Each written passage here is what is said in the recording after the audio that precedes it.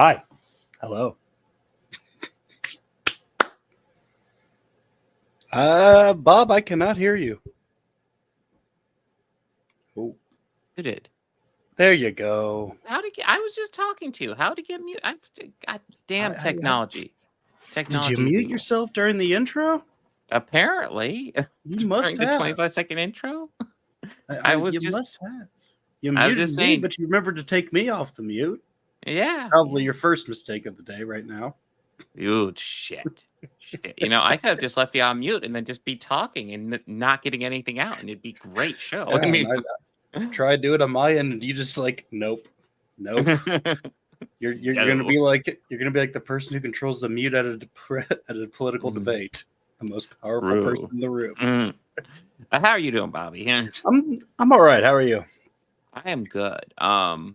Actually, had a fairly decent watch week this week. Yeah. I was kind of happy with everything to a degree. I mean, I knew Deadpool going in. I thoroughly enjoyed Deadpool. Although it may not be my favorite Fox X-Men movie anymore. I think I might prefer Logan to it, but it's still really good. It's still really good. I definitely prefer it to Deadpool too, but we'll get to that when we get to that.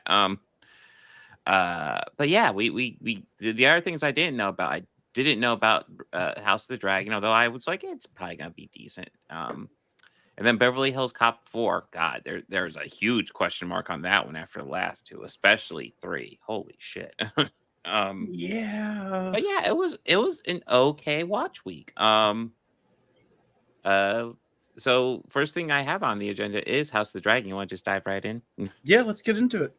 Yeah, so House of the Dragon. I just finished watching this like 45 minutes ago.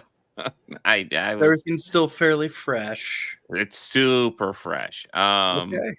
Well, I mean, I went to start watching it yesterday, and I didn't realize like these episodes are like I was expecting like maybe 1 or 2 hour long episodes, but mostly be like 45 minutes or so, 50 minutes, and like the hour episodes are actually the short ones. There's a couple hour 10-minute ones here. Yeah. It's pushing movie length on a couple of these episodes. I don't know if that's a bad thing. It was just longer than I anticipated because I think another thing to also put out there is that I haven't seen the first season since we watched for the podcast, which was 2 years ago. Which number one, it's been 2 years since we saw this. Number two, we've been doing this for well over 2 years, Bobby. So awesome on us. Yes, we have. Yeah. So I will say what I saw, and like even though my memory's a little hazy on the events of season 1, this was good. I was able to get back into it fairly quickly with minimal questions. There was lots of stuff like the twin brothers. When they were brought up, it's like, oh, I vaguely remember that. And then I was like, oh yeah, that's right. That's right. Yeah. We're twinsies. That's right. Yeah. And then this first half this season, it's kind of picks up right where it leaves off, where you have Rhaenyra Targaryen, the one named to be the heir to the throne, who is pretty much usurped by her half brother, or more accurately, usurped by her father's wife and his hand, Otto Hightower. The Hightowers, essentially. I feel like the Hightowers are kind of Lannisters of this series. I've noticed that. Yeah, they are very much the power-hungry family. Yeah, the ones who are just cutting in. Although it's worth saying, like, I like between the rulers, I definitely think Rhaenyra, as we see throughout these episodes, Rhaenyra is definitely the better choice. And I feel like the other family, even though they might have moments, they're getting worse and worse. I swear to God. Yeah, the son seems like he wants to be a fair king.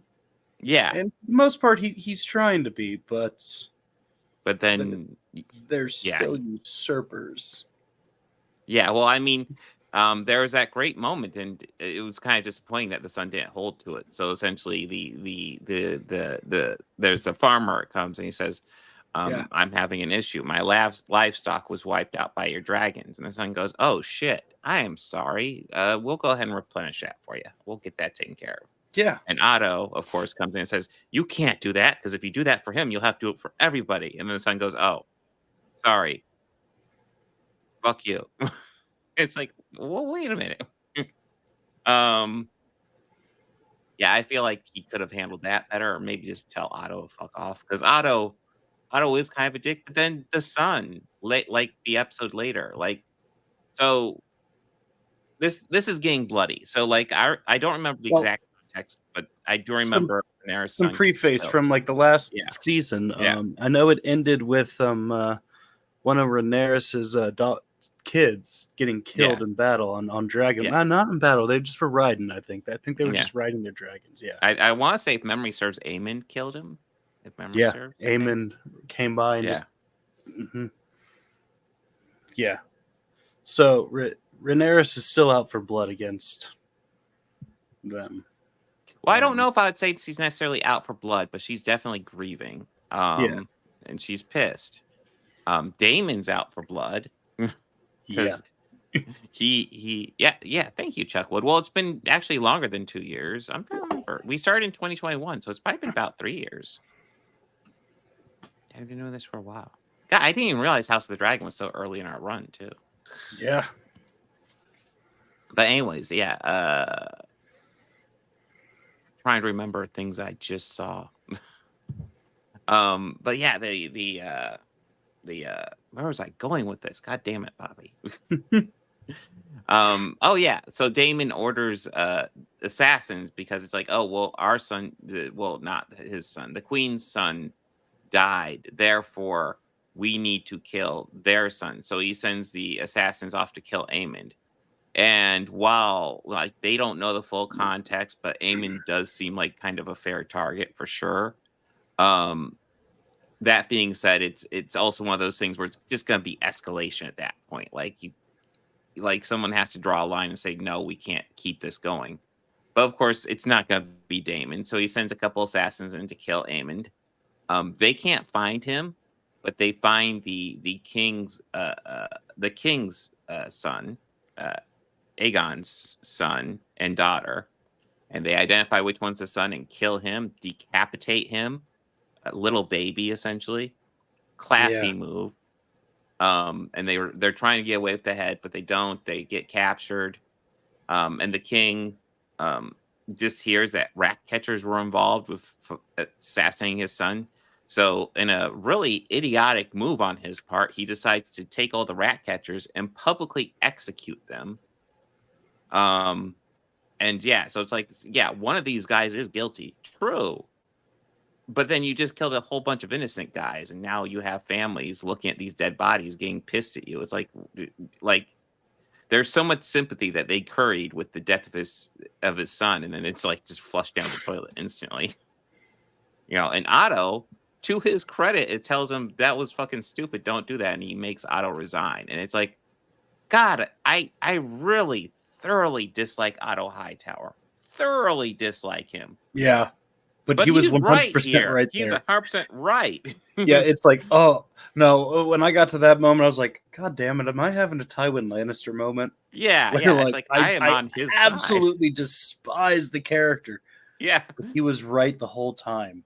Yeah, it's like dude, we had the people's sympathy, and you are flushing it down the toilet. Just fucking stop. Like, with Tywin, like, as soon as like Cersei started a war with Daenerys, and I was just kind of like, holy shit, Tywin was right. He was right the whole time. Like and then Otto might Daenerys went and burned all of King's Landing, and it's just he was fucking right the whole time. Oh my god, he was so right. I still remember Tywin just like hating him so much, but then just every once in a while he has this moment where it's like, fucking based motherfucker. God damn it, but you're right. Yeah. I hate you, but you're right. Yeah. And I know you're right. You're out of line, but you're right. It's that meme. Yeah. So yeah, it definitely kind of feels like the Lannisters and the Hightowers are kind of sharing roles for sure. Absolutely. And I get that. My daughter kind of saw parts of this, and she was just like, I'm getting distracted by all the blonde people. which is true. There's so many Targaryens in this series. Just a minor footnote, but yeah, I was just like, wow. Like I remember Game of Thrones having more variety of the families, and this one is really just about the Targaryens more or less fighting amongst themselves, and the other people, I guess some Hightower stuff going on, but yeah. Also, another dickhead, but this is somebody I never liked. Kristen Cole's name's right here. He sucks. He sucks so bad. Just fuck him. Yeah. Like, yeah. I just. He might be in the running for my least favorite character in this series. Just fuck. And the fella on the third icon down. This dude, the kind of Viserys, the shifty looking one. yeah, the shifty fellow. Yes. Yeah. Man, I can't tell if he's playing more of like a Varys or a Littlefinger part, but yeah, he could go either way. Yeah. He's slippery with it. Oh yeah. Like how he's like, he was your father's hand, wasn't he? And don't you want to be different than your father? Just go in. I was like, you sneaky son of a bitch, you. Yeah, just plant that idea in his head. Planting that seeds. Yeah.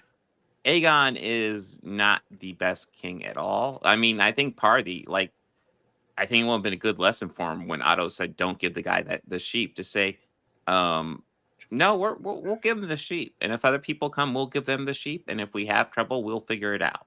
Just fucking stand up and be your own man. Absolutely, Chuck.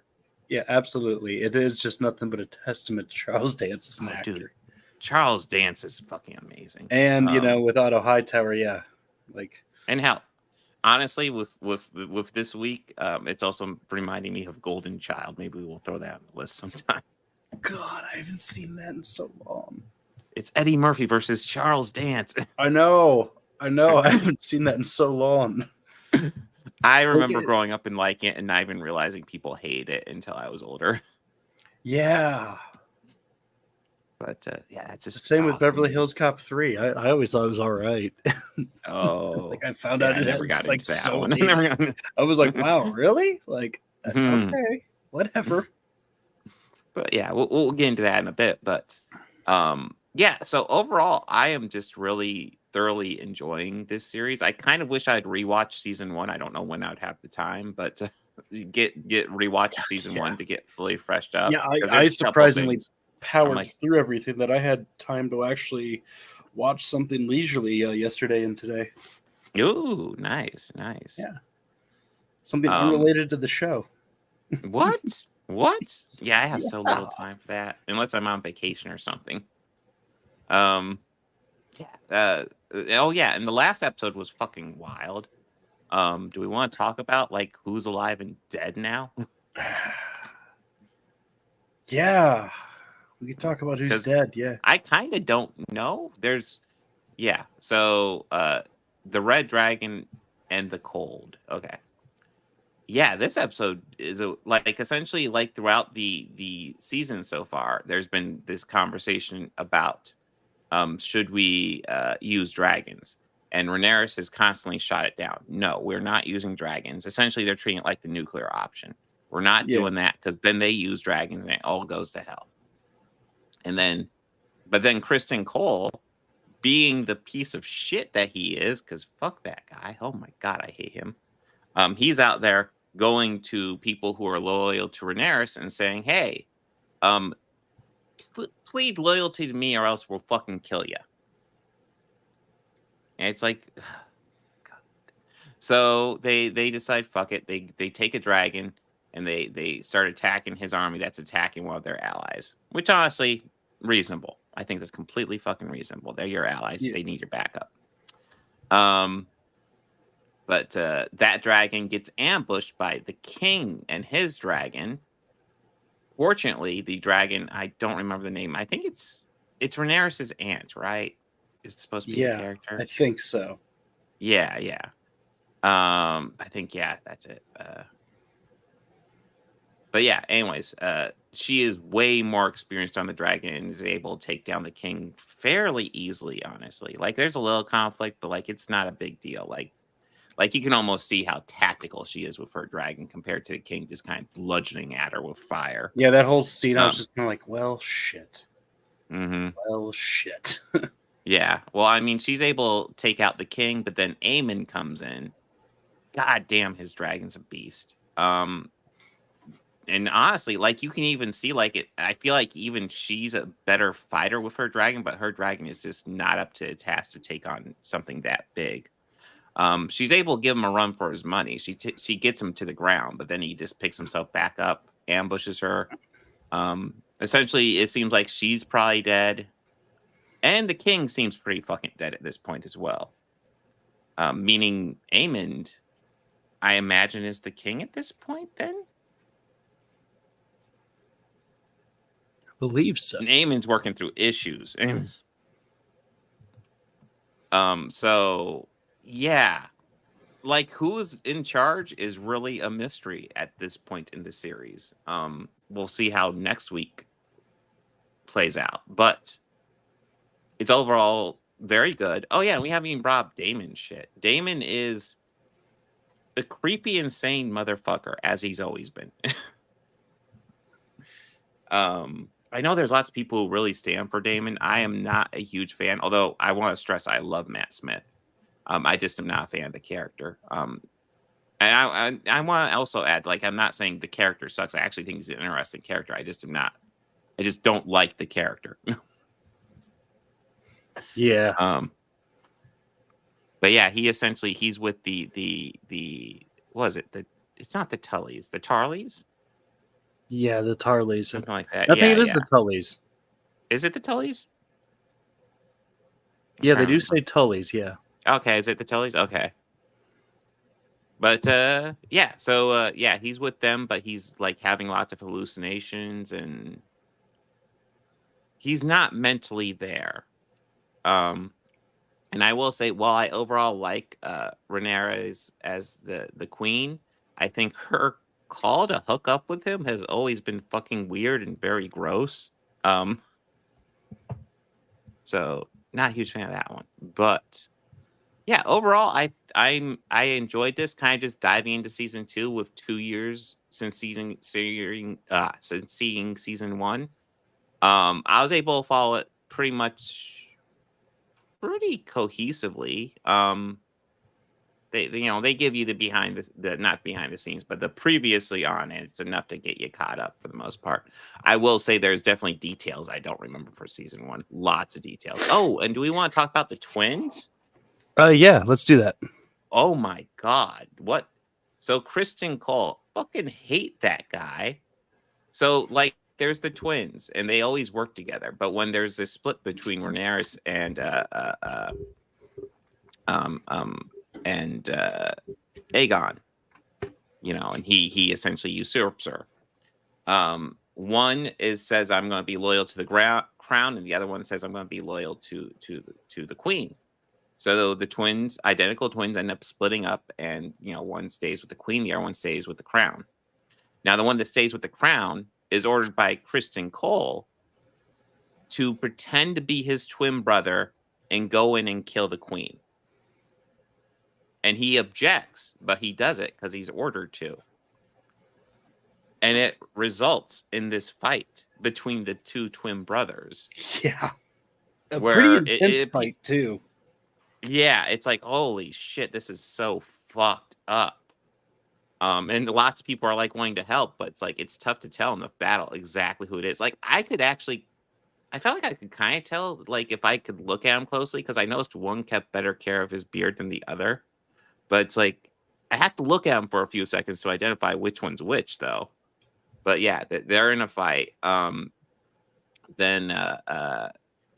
Nobody's able to help because they don't know which one's which. But it does appear as if the one who is guarding Rhaenyra, who chooses her side, is victorious and gets the one who is sneaking over to take his place. And it unfortunately doesn't matter that much, because as soon as that happens, he takes his own life. Which, it's like, I get it, but fucking hell, that was fucked up. So yeah, that was it's almost like there's fucked up stuff that happens in this franchise. Can you believe it? Oh, hard to believe. Shocker. Yeah. Yeah, but this is good. I'm enjoying it. I'm like, especially after how it left off, I'm very interested to see how it continues going. Um, Bobby, Hmm. where are you at with the series? I'm excited to see where this is going. Mhm. Like, I'm really enjoying it, and I had a bit of trouble kind of diving back into it, like figuring Yeah. out who's who and all that. Mhm. But yeah, I was interested. I was interested to Yeah. see Well, where it I was mean, there's going, also and yeah, we could talk a little bit about Allison because, like the reason why she kind of decided to usurp Rhaenyra is essentially because like there was these dying words from the king that are very fucking ambiguous and kind of like if you really want to examine it, kind of doesn't feel like it really changes anything.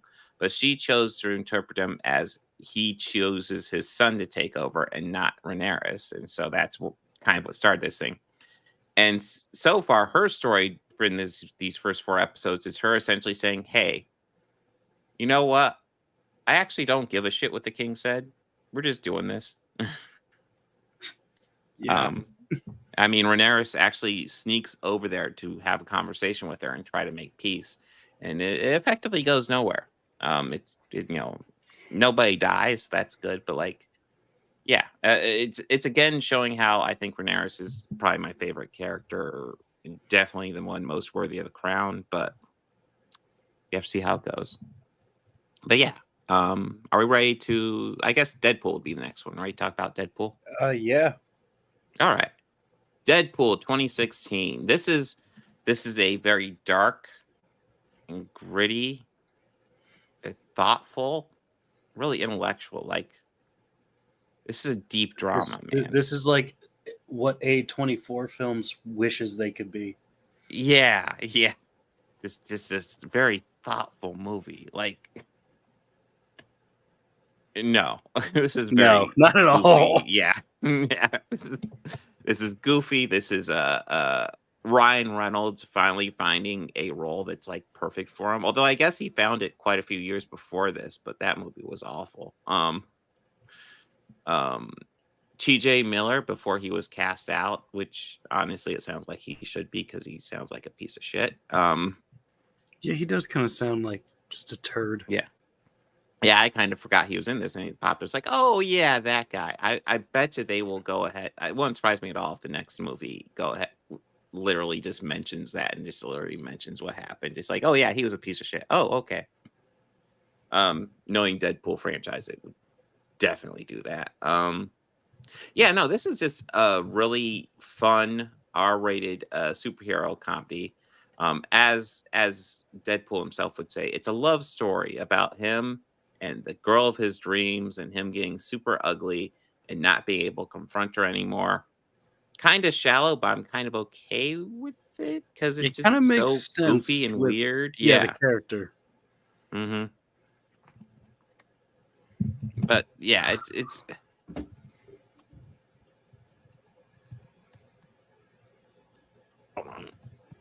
but yeah. What are your thoughts on this movie, Bobby? I like it. I think it's funny, and it Yeah. has like Oh its yeah. definite moments where it's Mhm. like verge of parody or just too goofy. It doesn't take itself too seriously, Mhm. but it leans a lot into the character, and it's a Yeah. great introduction to who Deadpool is as a character. Well, wait. You do you think this was a better introduction than X-Men Origins Wolverine? Yes, Bob, I What? do. That movie was brilliant. Yes. Yeah, Yeah. This is yeah, yeah. It's about as brilliant as the Green Lantern. yeah. Green Lantern was brilliant too. Or all the neon thugs in the Schumacher Batman movies. You know, I it's got me thinking, and I think between the two, I think Green Lantern has to be better than X-Men Origins Wolverine, right? They Probably. both suck. They both suck. But yeah, I want to make that clear. I'm not saying oh it's good. Yeah, Ryan Probably, Reynolds yes. has not had a great track record of superhero movies. Well, I guess he first got into his superhero movies with Blade 3. not a good intro to superhero movies there either. Yeah, how is it So I that guess there's a pro wrestler in one of those, and that's the better Blade movie than the one with Ryan Reynolds? True. Yeah. So this one's actually the good movie. So actually, I feel like this one does a very solid job with a couple of things. It goes into the origin story of Deadpool, and it tells it fairly clearly. It gives you fairly clear motivations for him. But it really allows you to not meet the character, but get like a full idea of how the character is. And I will say, as I know I have lots of Deadpool fans in the audience. Deadpool has never been one of my favorite characters. I do enjoy him in light doses. I do feel he can get a bit much. I do think one of the things this movie does kind of smart is like, yeah, you have Deadpool kind of narrating the whole thing. But a lot of this movie is before he's Deadpool, which feels a bit kind of stepped down and kind of helps us build up to full-fledged Deadpool later when he's full going into everything. Which I think does help it. And I think it also helps the fact that Ryan Reynolds, as an actor, has never super thrilled me. But I always felt this role was fucking perfect for him. Because he comes off, and maybe I'll get slack for this. He comes off as somebody who's way more entertained by himself than he is necessarily entertaining the audience.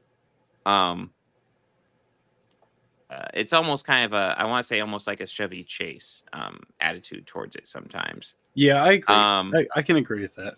Yeah, it's a similar. That's how I style. feel about Jack Black. That's honestly how I feel about Jack Black. Just no. No, honestly, I could get that vibe with Jack Black too, but he's never bugged me as much. But yeah, I can totally. He's bugged me as much. He has bugged me as much. I mean, there are actually certain roles where I can see that because, like here's High Fidelity is. Quick example. My favorite Jack Black role is I Still Know Yeah. What You Did Last Summer and The Jackal. I haven't seen. Guess what those two roles have in common? What does he die? He dies. Yeah. Well, I was about ready to say, the first role I remember seeing him in was High Fidelity, which is a solid little like romantic comedy, but he is so fucking obnoxious in that movie. Yeah, it's like agreed. Yeah. But yeah, so Deadpool. The as I was saying it, like I always got the vibe that Ryan Reynolds is more entertained by himself than he is necessarily entertaining the audience. But guess what? That vibe is literally Deadpool's character. So him playing Deadpool always felt logical to me. And I think it's kind of part of it's a shame that it took this long to get a movie for him, but at the same time it works.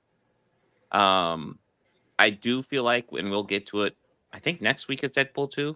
Because I definitely have things to say about Deadpool 2. Because I don't think Deadpool 2 is necessarily a bad movie, but it does feel very rushed, very much like, oh, this was a success. Let's kind of do a lot of this shit again. It's like, okay. But yeah, overall, this is I like this. I like the Colossus, even though like it's not really Colossus' character to be like the stand-up, I will always do the right thing guy.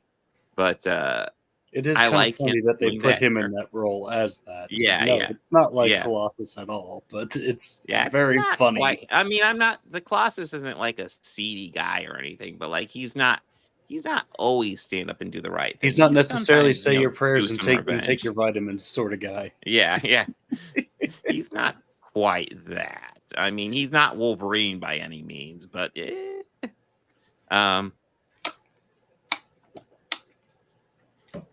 I have not played the Deadpool video game, Chuck Wood, so I'm not familiar with it. Oh, Gina Carano. Yeah, Gina Carano, like, as much as the Chuds love her, she's not a great actress. I mean, I'll just be blunt. I felt like as she was progressing, she was getting better, and like I felt like her last season of Mandalorian was her best acting wise. But like, yeah, she plays a villain here. Where is she even at? She's got to be fairly early up here. I don't even see her. But yeah, she plays the super strong villain. It is it doesn't thrill me. You know, she's the counterpart to Colossus.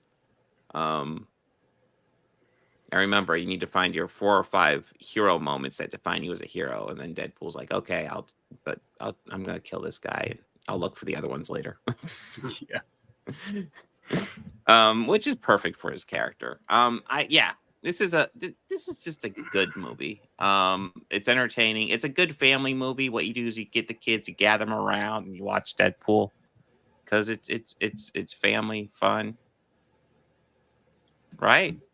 Yeah. Yeah. Yeah, so far it's I think everything this week is rated R, so probably the most family friendly thing would probably be Beverly Hills Cop. I guess there's no strip club in the new one, so that's probably fine. It's referenced. True. Yeah. Anything you want to add, Bobby? No. Yeah, this is good. Marina Baccarin.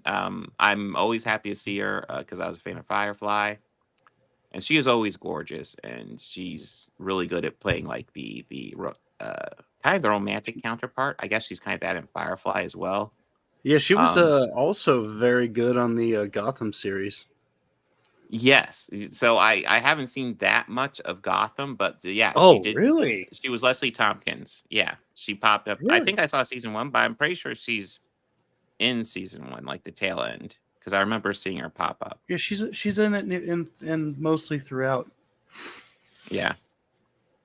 I thought, yeah, it was like Leslie Tompkins was one of those Batman characters. Like, oh, I forgot about that being character. Yeah, it makes sense to have a younger character do that. Okay. Yeah, maybe sometimes I will go back and watch Gotham with all this free time I have to watch stuff. I know, I love it. I love it too. When people give me recommendations, like, well, maybe I'll see if I can get to it. Listen, I have a pot and Bobby, you should do the same thing I do. When there's something that pops up and it's like, oh, maybe I should watch that. Just try squeeze it in the podcast schedule because it's the only way I can guarantee I'll make time for it. Oh, it's usually just people give me recommendations. Mm-hmm. Like friends of mine locally who watch it, and who watch their show, and I go, man, I don't know. Like, we'll see. We'll see. Like, I could see if we could squeeze it in, or if it's something that, yeah. But yeah, good movie. I guess we want to roll into Beverly Hills Cop. Yeah, we could do that. Yeah. Beverly Hills Cop 4. 40 years since the original, 30 years since the last entry. Like, I know this is a project that Eddie Murphy's probably been wanting to get off the ground for at least probably like 10 years. Because I know he was not satisfied with the third one. Which I get. I don't know. Maybe I will rewatch it sometime and get a refresh on it. But I remember not being thrilled with it. That being said, I will say this new one, pretty good. I don't think it's anywhere near as good as the first one. No. But I think I'll like going into the story real briefly on this. Essentially, you begin with an action scene that almost doesn't mean anything, but then you meet Axel Foley's daughter, and she's a public defender, and he is I don't know if she's a public defender. I think she's defending a guy. Attorney. Yeah, she's an attorney. Yeah, she's an attorney. She's called in by Rosewood to represent this guy who Rosewood believes is innocent. So she goes to talk to him, and then shortly afterwards, she is attacked and almost killed. Rosewood calls Axel and lets him know what's up because she's in Beverly Hills, pretty much because he called her in and he feels bad about it. And Axel's like, I'll come in and we'll investigate it and we'll see what's up. And then Rosewood's like, okay, I will meet you tomorrow at the airport. I have one quick thing to do in this investigation, then I will see you. And then Axel shows up and Billy's not there, and a lot of the movie is about where's Billy. And that gives time for Axel to hang out with his daughter a lot, and also to hang out with a new cop we meet, who is incidentally her ex, because that's how these movies work. Detective Bobby Arnott, Joseph Gordon-Levitt. And yeah, so probably the first half of Act 2 is lots of Eddie Axel with his daughter Jane, and probably the second half of Act 2 is lots of Axel with Bobby. Both these pairings work fairly well. And what I will say about this movie is I think it is at its strongest when it just kind of, it has the characters, but it's not trying to relive beats from the other movies. When it is just has the characters there just talking to each other and living in the moment. That's what made that. I kind of, the nostalgia bits that they did with it, for me, it was just kind of like, oh yeah, that is a thing. Mm-hmm. Yeah, there's a couple moments there's they literally do the scene where Eddie's or Axel, yeah, you know what I'm saying. He's driving into Beverly Hills, and there's essentially the music video as he drives into Beverly Hills and checks it out, and it's like, he already did this, guys. He's already done. It makes no sense dance. to do this again. Yeah. What are we seeing that's new? Maybe if they were establishing how Beverly Hills looked different in 30 years, maybe if they established that'd be cool. But they didn't really do that. It was just a replay. It was really just they did it in the air movie, so we'll do it again. The same, yeah. Yeah. And then they pretty much reenacted the whole scene with Serge again. Yeah. Serge comes back, and there's a little bit of, it's not a direct reenactment, but yeah, they are hitting that a bit too close. Yeah, it's one of those things where I think this is a good movie. I would say this is probably my second favorite Beverly Hills Cops movies. Maybe I need to rewatch the sequels, but it definitely felt more. The second one felt too over the top, and the third one just didn't connect with me at all. This one I connected with, and I felt the characters more in this one. I will say I thought John Ashton's die was a bit distracting, but it's beside the point. It was a bit intense. Dude, you have gray hair. Let it go. I will also say Eddie Murphy, he's definitely a bit thicker, but he looks good for 63. Shit. Yeah, he does. Yeah, for the most part, it's good to see the characters back that we do get back. And one thing I was actually thinking about watching this, so there's lots of recurring characters. I think, Eddie Murphy's in all these, obviously. Judge Reinhold's in all these, obviously. I don't remember if Paul Reiser's in all of these. I want to say he's in at least 3, and then I want to say Serge is in 1, 3 in this one, and then Taggart is in 1, 2 in this one.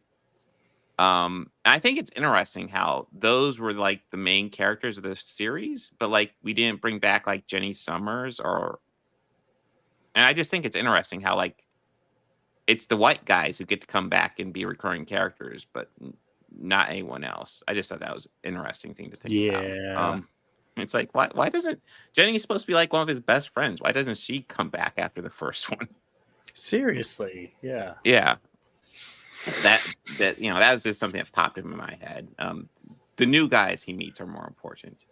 I'll admit, for most of the movie, I thought Joseph Gordon-Levitt was on the take. I didn't think so, but it is possible. This franchise has never been veiled with his villains, and Kevin Bacon pops up, and it's instantly oh, he's a villain. No, I was thinking that until he immediately showed up and went, oh, never mind. Yeah. Never mind. This dude is so fucking sleazy. Levitt's on the level. He's on the level.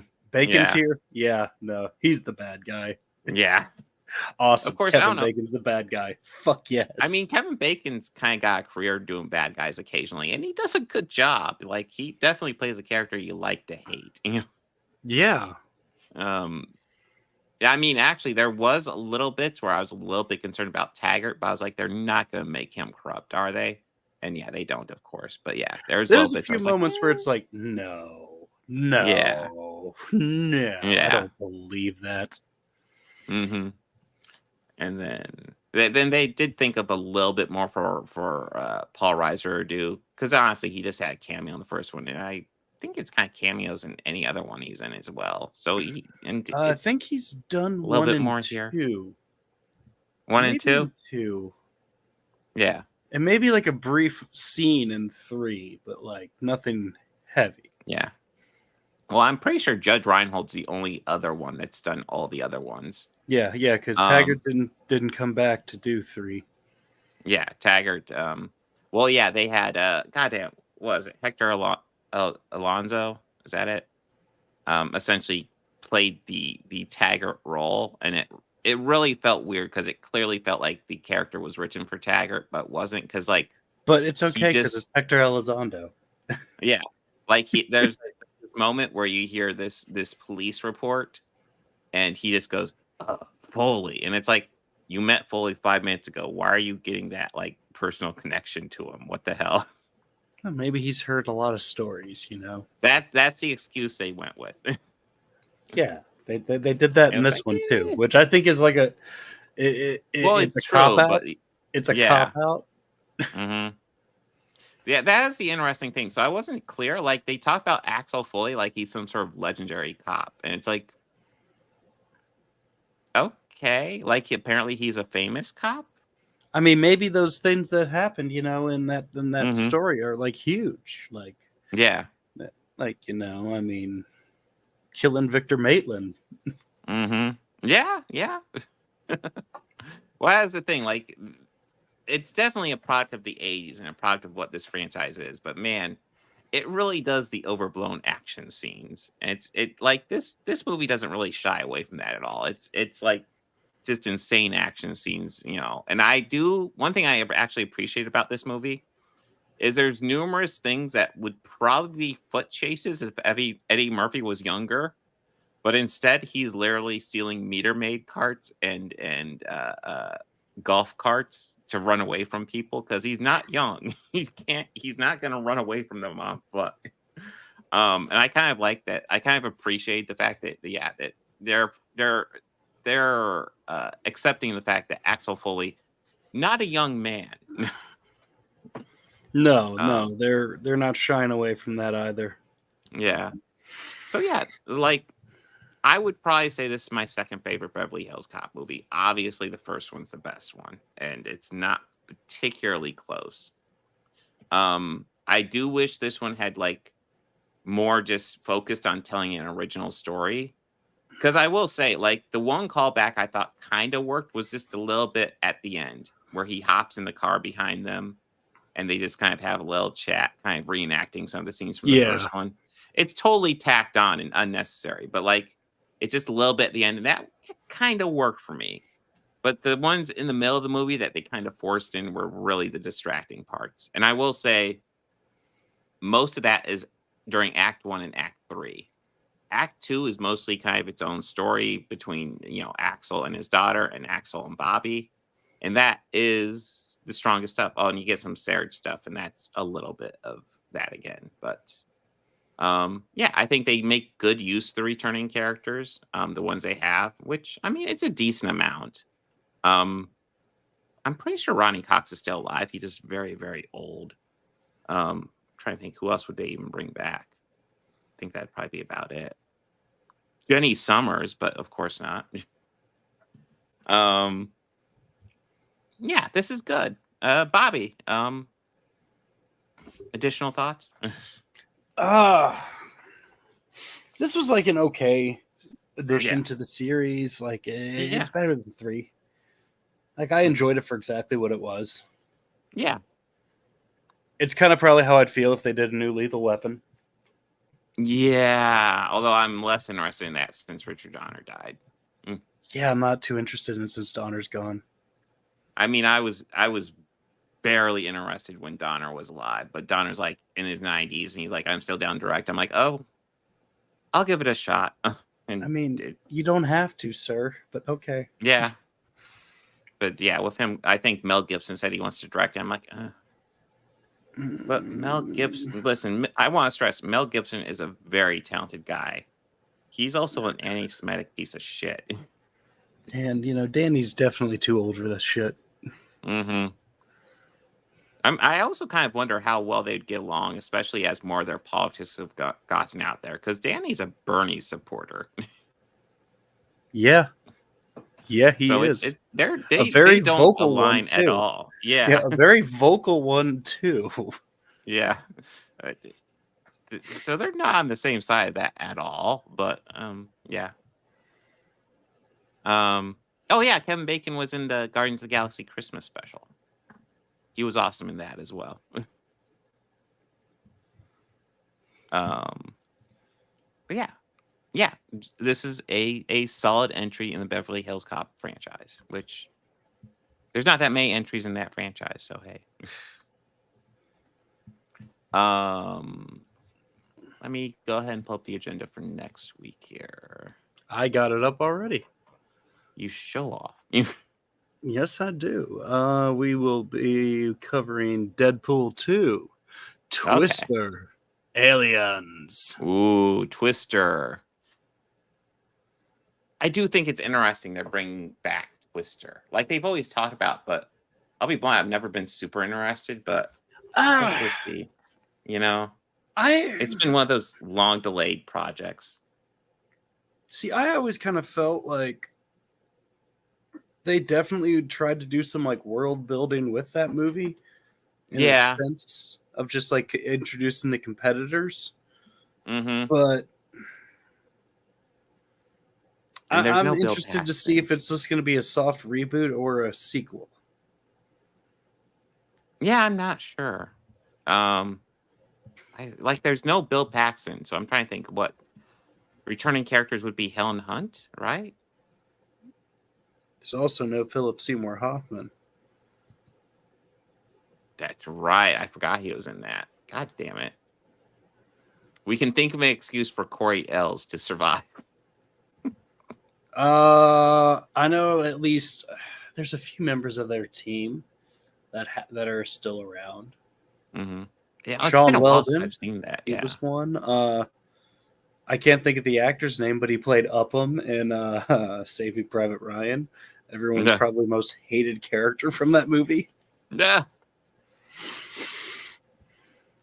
So I don't know. We will see how that turns. Maybe that will turn into a big franchise. I doubt it, but yay. I don't think it will, but yeah, we can Legacy sequel. Yeah, maybe. Well, hey, the Legacy sequel this week was all right, so maybe the Legacy sequel in a couple weeks will be all right. And then I'm not gonna lie, I'm excited to catch up with the boys on July 22nd. Yeah, I am too.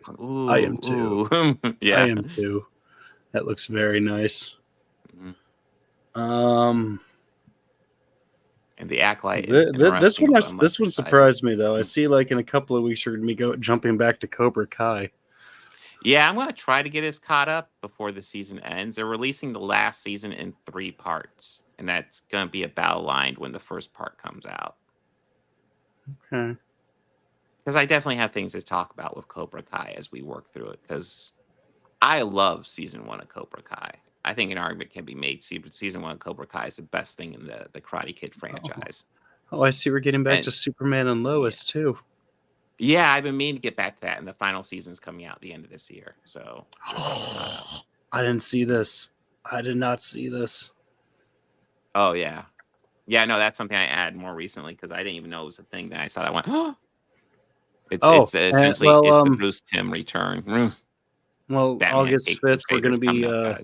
We were debating whether to continue with the Aliens saga. I did just watch this or Prometheus and Covenant, so I'll be down for Resurrection. Okay. So we will do Alien Resurrection. And I'm sure there'll be another Alien movie and we can get caught up with Prometheus. And then we could do the Prometheus and Covenant again, because I did enjoy watching both of those, actually. Yeah. They're like, not... Prometheus was pretty cool. Yeah. Concept-wise. Yeah. Prometheus is one where if you break down all the stuff done, it does get very silly and dumb. But like concept-wise, visual-wise, they don't know how to run away from things. but I can Yeah. ignore that. Yeah. Like Like as visually, soon that as that movie is scene came out, I was stunning. like, "Oh, is this the yes? This is it." Like, Yeah. yeah, they don't know how to run away from anything. Yeah. But yeah. And then Covenant is it's decent too. And I know lots of people make fun of it because it's like, oh my god, Michael Fassbender's gay with himself. And it's like, okay, I don't care. Good Really, for my reaction him. was like, "Oh, we got a little Fassbender on Fassbender action happening." Yeah, yeah. And I'm not gonna lie, like when David's it still came to evil. Don't Covenant, my trust him. Yeah, when it David's came to still Covenant, evil. like I remember enjoying it, but the thing that frustrated me about was how fucking predictable the ending was that I saw coming like a fucking mile Oh away. my Holy god. shit.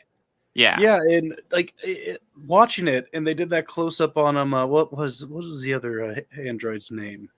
Walter. Uh Yeah, it was I Walter. want to say Michael, but it's Michael Fassbender. What was it? It was Walter and David. Yeah, Walter and David, yes. So like, yeah, when I did the close up on the hand, I was like, "That's not the right." Mm-hmm.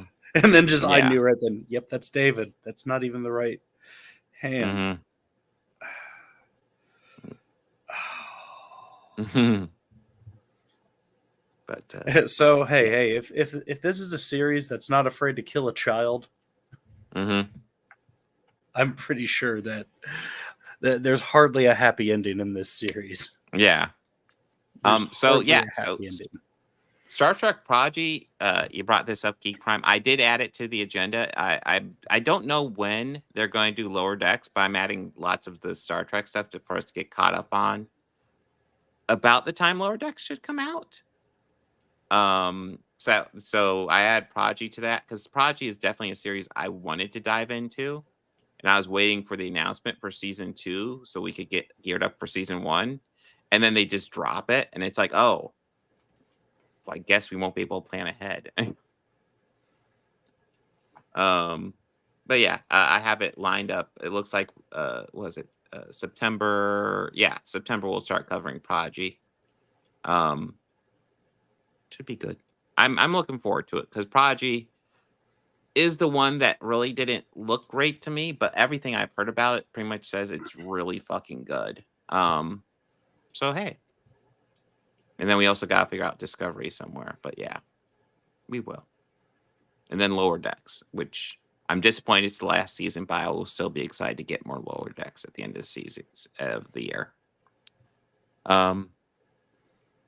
Let's see. Anything you want to add, Bobby? No. I will add some real quick channel updates. Doctor Who, Why Toxic Fandoms Suck, the essay. It's taken a while.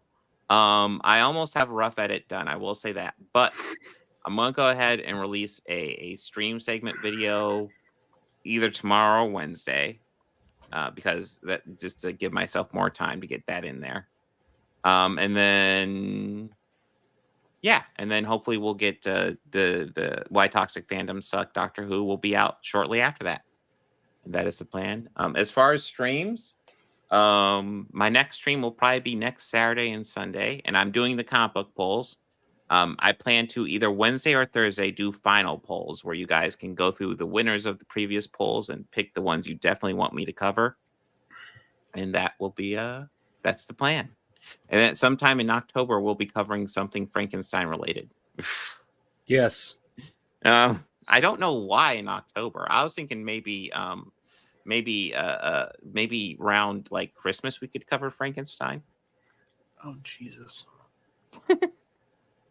Yeah, no, we should probably yeah, we should definitely get some horror Halloween theme stuff going on. No, I just October want you for to sure. finish the original those original monster series. So Is Bride the second one? well, we already watched Dracula, right? No, we haven't seen Dracula. What was We've did we only already covered watch the first Frankenstein.